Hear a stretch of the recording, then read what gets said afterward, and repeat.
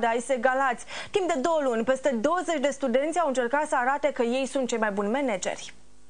Peste 55 de studenți s-au înscris la această provocare lansată de AISEC Galați. Doar 20 au fost aleși pentru acest proiect. Tinerii au participat în prima fază la mai multe traininguri în comunicare, managementul timpului și planificarea resurselor financiare. A urmat timp de 4 zile cursuri în care au învățat cum se face un plan de marketing, precum și o perioadă de practică în renumite firme. După ce au avut parte de teorie și practică, tinerii au fost împăriți în echipe de câte 5 persoane și au avut la dispoziție 3 săptămâni pentru a realiza un plan de afaceri care a fost prezentat în fața unui juriu format din oameni de afaceri gălățeni.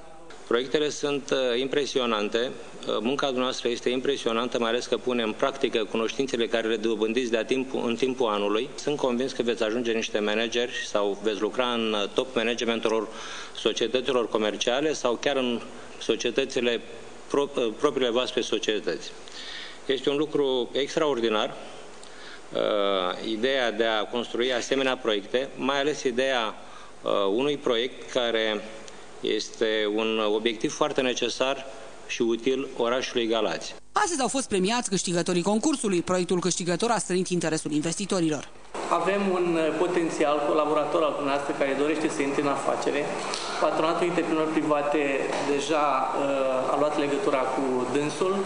Urmează ca dumneavoastră să-l convingeți că aveți o afacere bună, puteți intra împreună într-o asociere. Planul nostru s-a referit la sterilizarea deșeurilor medicale. Ne-am gândit la această afacere pentru că este unică în Galați și este un mediu propice de dezvoltare a afacerii și se poate dezvolta atât în orașul Galați cât și în celelalte județe învecinate. Ne-am dat silința să facem acest plan de afaceri. A fost o premieră pentru noi și ne bucurăm că am dus la capăt acest plan în teorie și acum sunt sigur că toți ne vom implica în punerea în practică a planului. Tinerii care au participat la acest proiect au șansa să plece într-un stagiu de pregătire internațională.